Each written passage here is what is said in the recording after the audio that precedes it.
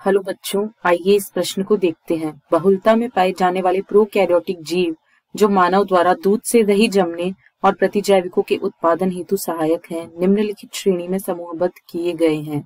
विकल्प ए साइनोबैक्टीरिया, विकल्प बी रसायन संश्लेषी बैक्टीरिया, विकल्प सी आर्की बैक्टीरिया या विकल्प डी परपोषी जीवाणु।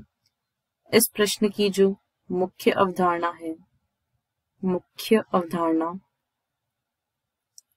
वह है परपोषी जीवाणु। सभी जीवाणु प्रोकैरियोटिक जीवों की श्रेणी में आते हैं। परपोषी जीवाणु जो कि प्रोकैरियोटिक जीव हैं, जीवाणु हैं, इसलिए ये प्रोकैरियोटिक जीवों की श्रेणी में आते हैं।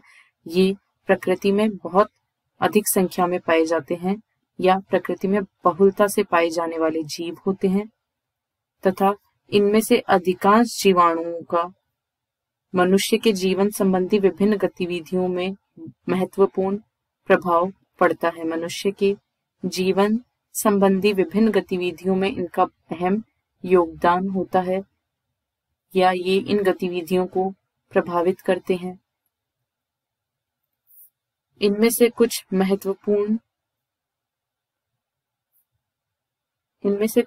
महत्वपूर्ण उपयोग या परपोषी जीवाणुओं द्वारा किए गए कुछ महत्वपूर्ण कार्य निम्नानुसार हैं, जैसे कि दूध से दही बनने में लैक्टिक अम्ल बैक्टीरिया का उपयोग किया जाता है जो परपोषी जीवाणुओं से संबंधित होते हैं।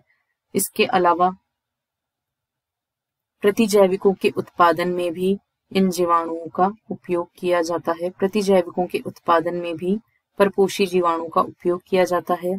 इसके अलावा लेग्यूम पादपों में नाइट्रोजन स्थिरीकरण की प्रक्रिया, नाइट्रोजन के उपयोग हेतु नाइट्रोजन के स्थिरीकरण की आवश्यकता होती है, जो इस प्रक्रिया में कई जीवाणु पादपों की सहायता करते हैं। ये जीवाणु भी परपोषी जीवाणु की श्रेणी में आते हैं। अतः इस प्रश्न का सही विकल्प होगा विकल्प डी परपोषी जीवाणु, क्योंकि साइनोबैक्टीरिया, रसायन संश्लेषी बैक्टीरिया तथा आर्की बैक्टीरिया ये तीनों ही प्रकृति में इतनी अधिक बहुलता में नहीं पाए जाते हैं जितने कि परपोषी जीवाणु, और इनका मनुष्य संबंधी गतिविधियां जो कि प्रश्न में दी गई हैं, दूध से दही जमाना, प्रतिजैविकों का उत्पादन एवं लेग्यूम पादपों में नाइट्रोजन स्थिरीकरण आदि प्रक्रियाओं में इनका कोई योगदान नहीं है। अतः सही विकल्प होगा विकल्प डी। आशा है आपको प्रश्न समझ आया होगा। धन्यवाद।